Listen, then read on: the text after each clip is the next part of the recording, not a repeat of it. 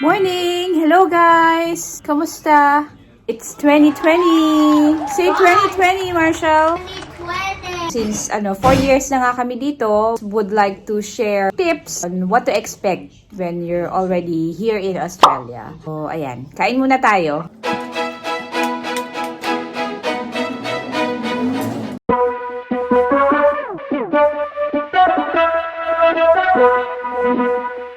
Hi guys! So ayan, we're back here. Magkikwentuhan muna tayo ngayon.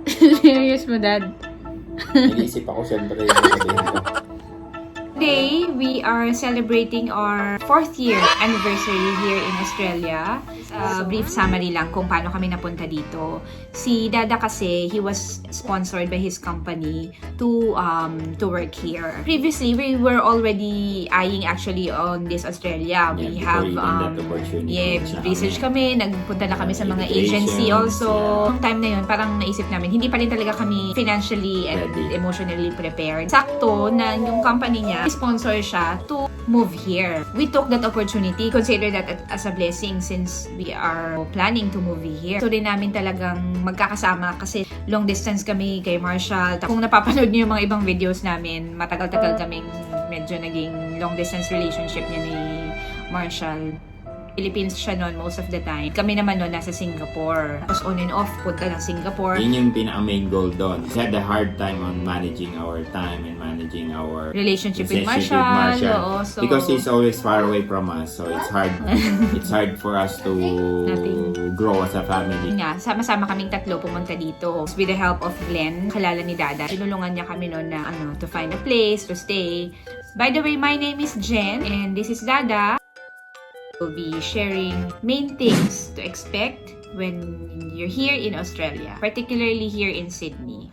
First siguro is yung language. Siguro naman kahit saang country ka naman magpunta, one of the barrier is yung language. Main language dito is English, but it's quite different from what we Filipinos are used to. Philippines kasi more on American English yung practice natin. Here in Australia, more on British English sila. May konting culture siya kasi syempre hindi mo maiintindihan yung sinasabi nila. Is that what he means? Could you repeat that again? Or pardon that? Yung words, they tend to shortcut pa. No, that's Australian. Yun nga yung pinag-usapan natin dito eh. Hindi, yung pinag-usapan natin sa English pa lang. Hindi mo pa binanggit yung OC Hindi. language nila. Dito nga. Ano nila? And Let's give sample of Aussie words. let's get a brekkie and get a cuppa Yan at yan. Macca's. Ha? Ano yun? Let's have a breakfast and get a cuppa, a coffee from Macca's. McDonald's yung Macca's. Yun pala yung sabihin. Naman tayo mga Filipino, minsan we just, yeah.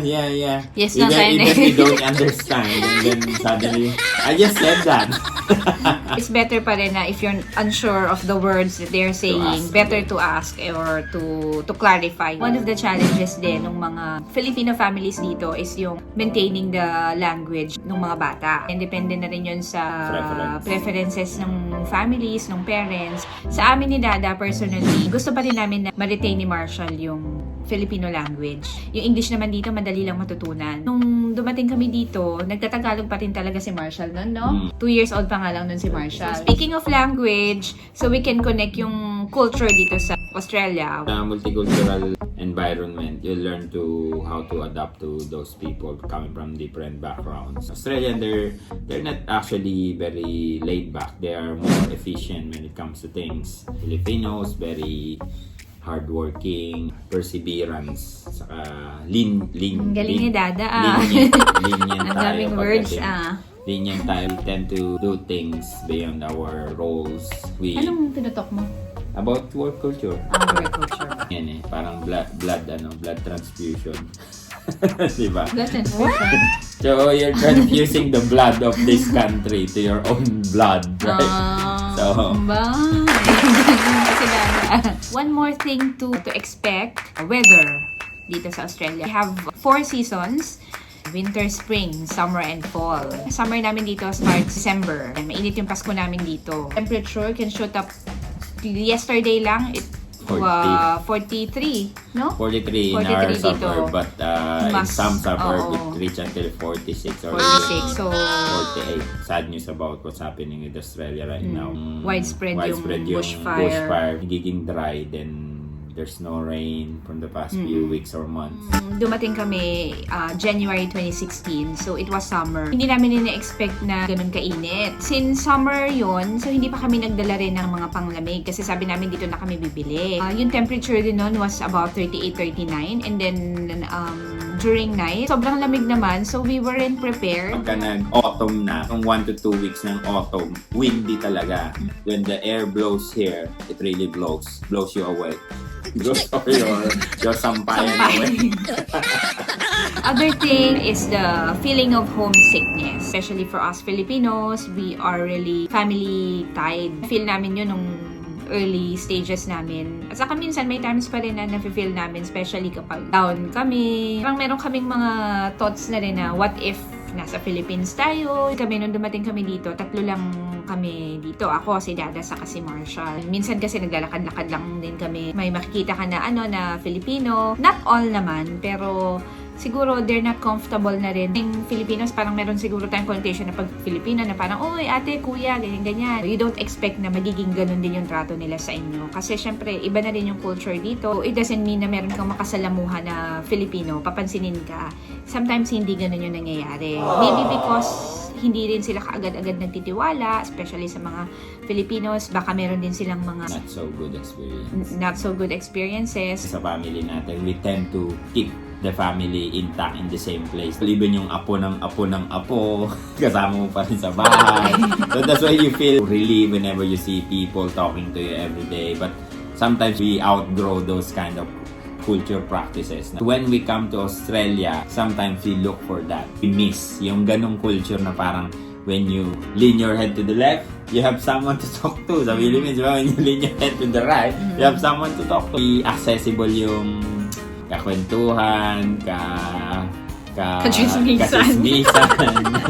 Madali sa atin yun eh. Dito kasi, they tend to mind their own business. Kaya kami na homesick dahil siguro yun nga, yung culture na kinagisnan natin is we're looking for that in a foreign country. You won't find Philippines in another country, of course, di ba? Kumbaga, you have to fit yourself as a Filipino in a foreign country. We have built relationships with friends. They're very, Australians are very friendly. You meet someone along the road, they will just say, good morning, how are you? That's why you have to learn to be part to of that mingle culture. Also in different cultures, kasi it doesn't mean naman na Pilipino ka, gusto mo lang makipag-usap sa mga Filipinos. Someone na you will feel comfortable, kahit ibang kahit ibang lahi pa. Mas mahirap yung i-box mo lang yung sarili mo na ito lang yung group mo, na Filipino groups lang. And you learn to understand a lot of migrants came from different parts of the world. So it's very important for those who are planning to migrate here to know the cost of living. Sydney is one of the most expensive city to live. Sydney is a very lovely place. Bear in mind na taas talaga yung cost of living dito.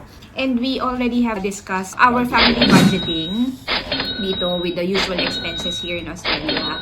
And make sure to watch usual expenses like house rent, food of course, insurance, remittance, utility bills, school.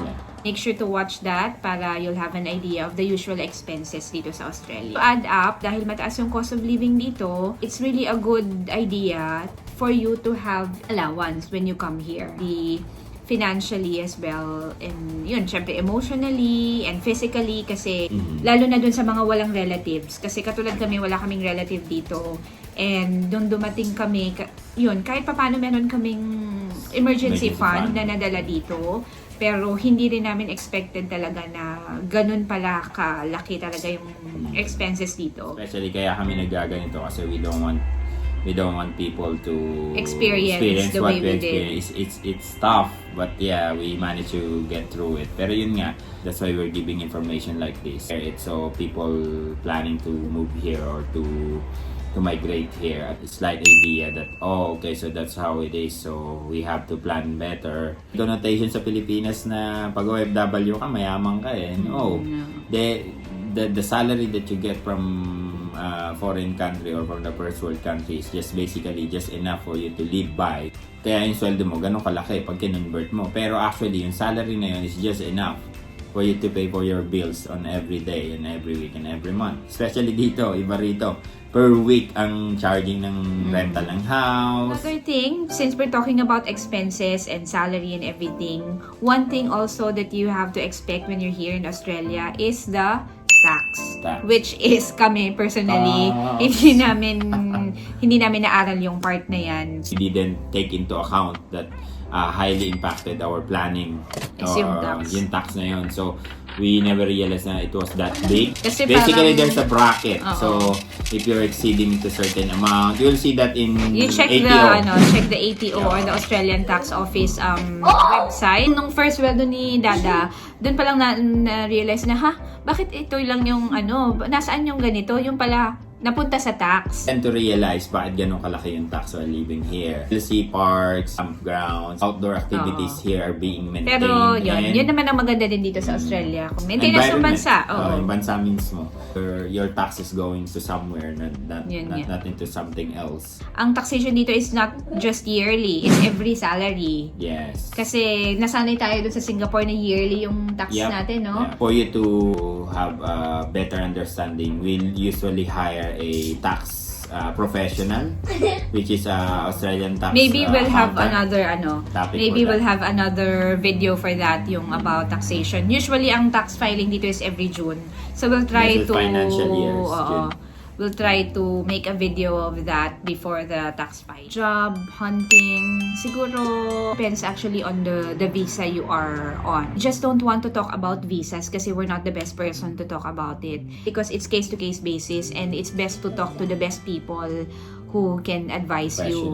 Yes, professional people who can advise you. Visa naman kasi, it depends on your circumstances. What's your goal going here and what's your goal 5 years from now, 10 years from now? Do you really want to go here just for studies or do you have plans of staying here for long? They have this SOL, skills occupation list that they bring out every year with the list of profession that they need here in Australia. Basically, if you want to have a working visa or to be a migrant, skilled migrant here, you always have to check that list. They update that. They remove profession, they add up new profession on specific career that you can have here in Australia. So if you find yourself on those lists or your profession on that list, you'll be able to find an employer. But that depends also on your preference of location. And by the way, dun sa mga nurses na katulad ko, may akong mga nursing stories dyan. And one of those is yung mga tips ko on how to find a job here in Australia. Put the links here on the description box. So, baka makatulong yan. Thing to expect here is yung transportation. Before you go to a place and you wanna travel by train or bus, you have to check your route beforehand. Intervals niya, usually it's 15 minutes. The rush hour, I think it's there. They have 5-10 minutes. For those who prefer to have their own vehicle, it's advisable, no? Especially if you want to travel to different places. Depends on your needs as well. Kunyari, lalo kung may bata ka or may family ka here, yes, it's highly advisable na if you'll have, you can buy a small car just to fit in your family. That would be good. You'll save a lot of time. Yung travel time mo when it comes to train na 1 hour, it will be shortened to 40 minutes to even half an hour. Na-try namin yan. Tumira pa kami nun sa... Malayo yung bahay natin nun eh. Sa western part of Sydney. So, and it was summer and we were just walking out and with the pram. Tulak-tulak namin si Marshall. Tapos nag-antay kami ng bus for we missed the bus, so we have to wait another 30 minutes for the next bus. Saka isa pang thing dito, hindi ganun kamahal yung mga second-hand cars here. So we didn't buy a new car, so we just bought a second-hand car because that's what we can afford on our okay budget. Pa naman eh. Yeah, until now. Yeah, 4 years na rin sa amin si Blue Wheel. Nag-aral pa ako ng nag-aral pa akong mag-drive dito, so I'm still on my L. Okay na ba yung driving ko, Dad? It's alright.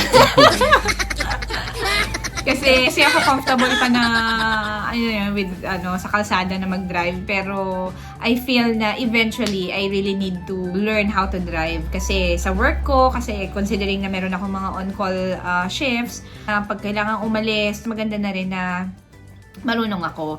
So probably next time we'll show you another video yung nagle-learn ako na mag-drive. Saka yung process kung paano kumuha ng driving license dito. One of the major challenge dito, especially kung meron na kayong mga babies, is yung care arrangement ng bata. Yan yung hindi pa namin nasisettle ni Dada up until now. Dumating kami dito, 2 years old pa lang si Marshall. So, didn't work for 2.5 years. Ang advantage naman doon is, hindi kami nagbayad ng childcare fees kay Marshall na natutukan ko ng maigi si Marshall. Although ngayon, nagsuschool na siya, challenge naman namin is, syempre, if you're both working, sinong magsusundo at saka maghahatid dun sa anak? Dito kasi yung timing ng school, 9 to 3. So, imagine, midday lang talaga yung school ng bata rito. So, saan ka naman makakahanap ng work na papasok ka ng 9 to 3 lang din para mahatid and sundo mo yung bata? So, meron silang before school care and after school care, which is usually connected with the school as well. Bata, you can bring him as early as 6 a.m. to the school, and you can pick him up as late as 6 p.m. as well. So, parang yung bata, papasok din ng 12 kawawa hours. Naman kawawa din, naman, ng 12-hour shift. Pero, yun yung usual na nangyayari dito. Pero, kami personally, tinry namin yun kay Marshall for a few weeks, no? But, it's really... medyo hindi pa namin ma-adapt yung ganong situation. No? 12-hour shift na si Marshall noon. Tapos syempre, before 6 a.m., gigising na yung bata. Hindi naman makakapag-almasal ka agad ng maayos. Tapos pagdating ng bahay, madungis na, pagod pa siya. So parang yun, wala na ring family time. Kaya nga kayo nagpunta rito, kaya magkakasama. Then at the end of the day, when everyone's going to their own businesses, like he's going to school, you're going to work, then another will work. It's you have to consider your circumstances and values as well. Kumbaga, kung ano yung importante sa'yo, it doesn't matter kung ano sasabihin ng iba. So, yung iba naman din, parang nakikis mo yun na ipaalaga sa neighbor or sa kakilala mo na nagsistay at home din. Depende actually, which is, yun pa yung hindi namin nasisettle as of the moment. Kumbaga parang we're trying to experiment pa kung ano yung ano namin. Minsan naman yung iba nagpapadala ng parents dito. Although naiisip din namin na baka mabore din sila dito kung matagal kasi syempre pag medyo matatanda na, iba na syempre nasanay sila sa culture ng Philippines, tapos dadalhin mo dito. Minsan naman parang it's either yung isang parent is papasok ng maaga, siya yung magsusundo, yung isa yung maghahatid, papasok ng late. Minsan naman, a lot of ways to single income lang talaga, no? Isang parent lang talaga yung nagwo-work, yung isa maiiwan talaga sa bahay. Pero yun, syempre, iisipin mo rin, mas maganda kung dalawa yung nagwo-work para mas maraming savings sana and maagang makapag-retire. You have to find your diskarte, kumbaga, paano? When it comes to benefits naman, it varies whichever visa you got. Mostly, you will have the benefits once you're already a resident or a citizen here in Australia. Free education, free healthcare, and it might be another topic na because it's very it's very vague. Outdoor activities naman dito is free, like yung punta ka ng beach, parks, camping ka. There's a lot of places to go here. A very, very great place for adventure and family. So, yun yung mga main things to expect in Australia. These are only based on our personal experience. I mean, is parang real stories na experiences na experience namin, because we don't want to sugarcoat na it's all good, kumbaga parang it's all good, it's all prosperous. No, we try to be balance with the things that we share here. Kumbaga parang hindi lang namin sinasabi yung good things, we tell you the challenges as well. We have only stayed here for 4 years and probably we're still learning from this journey, and We'll share as much as we can. We're not selling Australia to everyone, or we're not giving discouragement for people to. It's only for you to know if this kind of culture, of this kind of lifestyle will suit your needs. You will see this information, how it will fit into your needs. Yun yung purpose ng discussion na to. So, and other people may have other stories as well, and they have other suggestions as well, and that's fine. Good naman to you just pick up what's good and what's best for you. I say there's no single formula for everything. Galing talaga nun, Dad. Kumbaga parang depende sa circumstances nyo, at saka importante yung needs nyo lang talaga. Yung needs nyo as a family, your family values, and ayun nga, kung ano yung mga goals nyo in the future. So, ayun, that's it. If ever you have any more topics you'd like us to discuss, just message us on our Facebook page or comment here on this YouTube channel. You can just promise na every week meron kaming videos. Ayaw lang din namin na ma-pressure kami na gumawa ng video. And yun, we just want to enjoy this journey. You can like and share this video. Yan, make sure to subscribe on this YouTube channel and hit that notification bell for you to be updated with our stories. Yep. So I hope this becomes a very informative and learning video for everyone. So at least we can add value to you, our viewers, and you tend to make a better planning before you move here. Guys, for watching and for supporting us, and ayan, Happy New Year! Happy New Year 2020. Etneb na ngayon. Bye!